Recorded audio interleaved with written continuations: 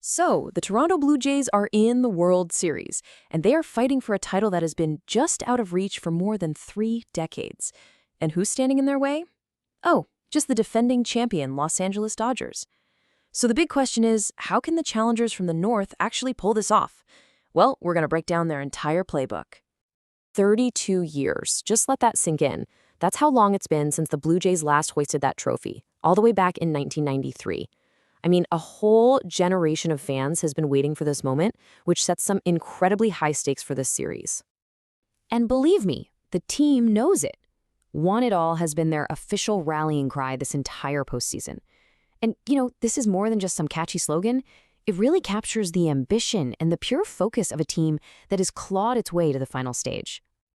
And that's really the story here, isn't it? The Jays aren't the favorites. They don't have this long recent history of postseason dominance. No, they are the challengers.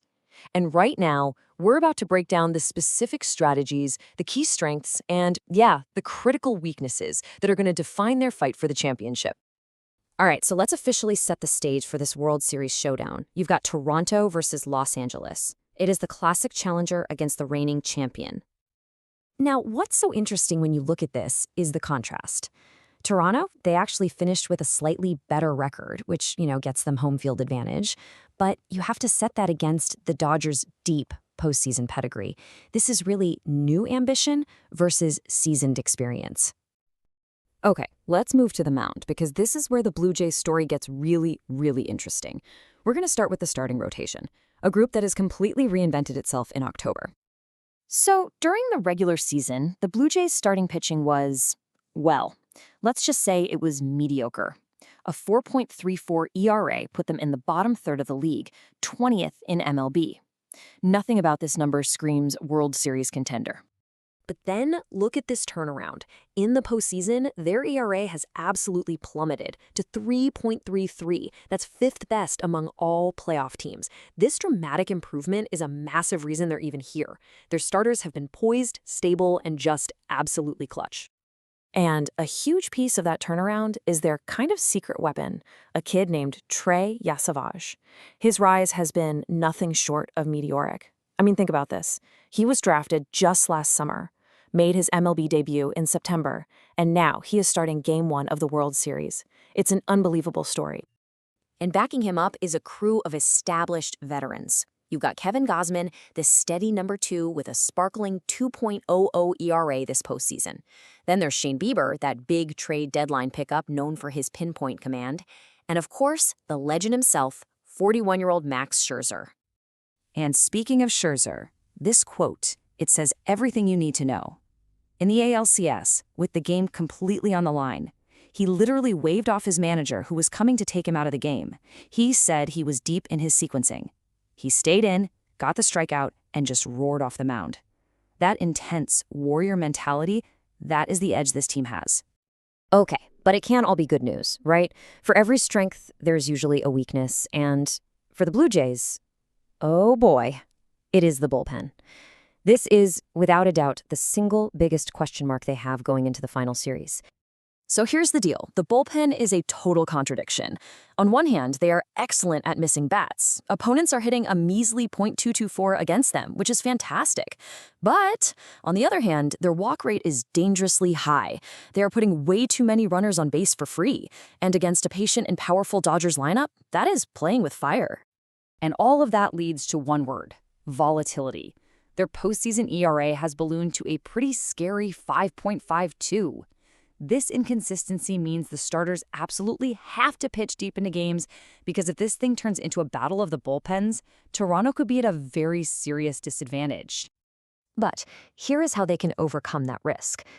Let's talk about the team's greatest strength, an absolutely dominant offense that has been a battering ram this whole postseason.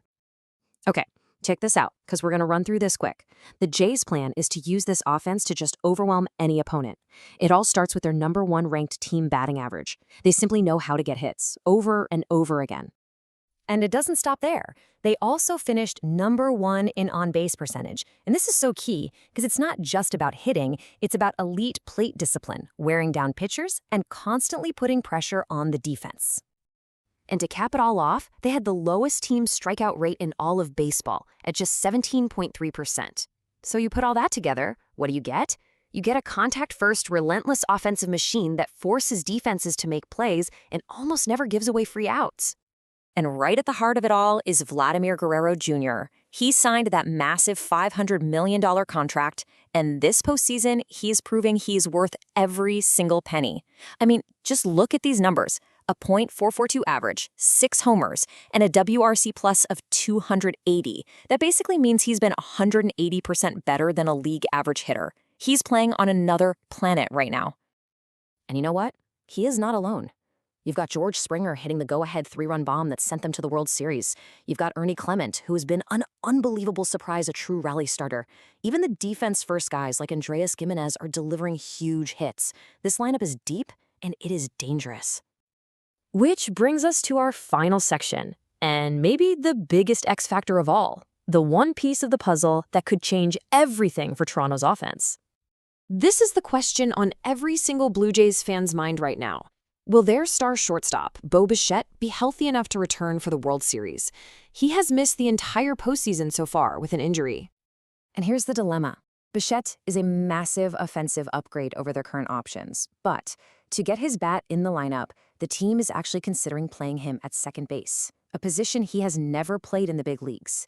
It's a huge risk-reward calculation happening right in the middle of the World Series. So it all comes down to this one question. Can the Blue Jays' relentless, powerful offense score enough runs to cover for the potential mistakes of its volatile bullpen? That is the central conflict. It's the key strategic question that will ultimately decide if they can finally end that 32-year drought and bring a championship back to Toronto.